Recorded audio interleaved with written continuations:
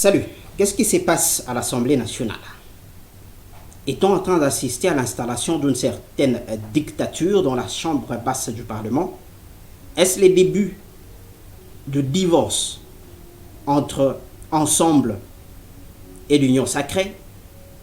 En tout cas, il y a de quoi se poser des questions avec les derniers événements qui se sont passés à Kinshasa, à l'Assemblée nationale, où visiblement le président de cette institution, Christophe Mbosso, veut passer en force avec donc l'entérinement de la désignation de Kadiba à la tête de la Commission électorale nationale indépendante. Déjà, c'est avec nos pères spirituels qui ne savent pas transcender leur ego et trouver un consensus. Parce que c'est à eux à qui revient cette charge de désigner le successeur de Corneille Nangaa. Mais bon, il y a de quoi se poser la question.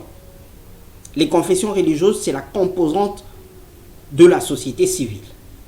Mais aujourd'hui, on ne sait pas si il n'y a plus de société civile en RDC, si les sociétés civiles ont déjà pris leur carte de membres d'un certain groupe et regroupement politique. Il y a de quoi se poser cette question avec cette histoire qui se passe sur la désignation du président de la CENI.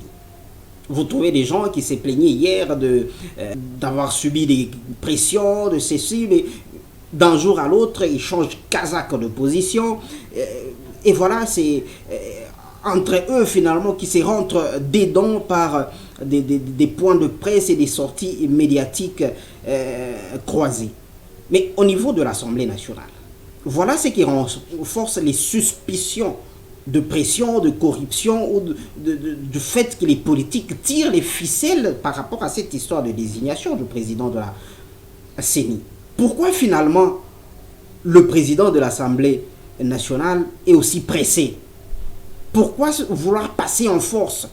C'est naturel que ça puisse susciter des inquiétudes, des suspicions. C'est légitime dans ce cas. Et il faut saluer le courage de Ensemble qui a dit voilà, nous sommes en coalition, nous sommes tous de l'Union sacrée, mais à un moment, il faut qu'on se dise quand même des vérités. Est-ce que nous sommes en train d'installer une dictature dans ce pays? Si on est chantre de la démocratie, eh bien, il faut rester chantre de cette démocratie et surtout pas faire autre chose. Il faut vivre cette démocratie qu'on a chantée pendant longtemps quand on était à l'opposition. Mais voilà, aujourd'hui, il y a risque qu'on revienne dans ce qu'on a décrié contre le régime passé.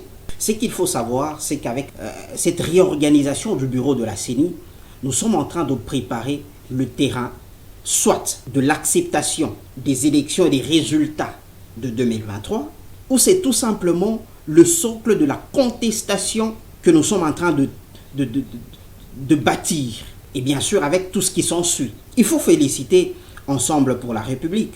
Parce qu'à un moment, quand quelque chose marche, il faut dire ça marche. Et quand ça ne marche pas, même si vous êtes dans une famille, il faut se regarder en face et dire non, bon voilà, là on peut améliorer, là on peut faire ceci, on peut faire cela pour que les choses aillent pour le mieux, pour que nous puissions organiser des élections apaisées, acceptées par tous en 2023. En tant que vrai politique qui a le souci de la population, on ne doit pas chercher des intérêts égoïstes. Est-ce que cela va sonner le divorce entre Ensemble et l'Union sacrée? L'avenir va nous le dire et on saura ce qui va arriver.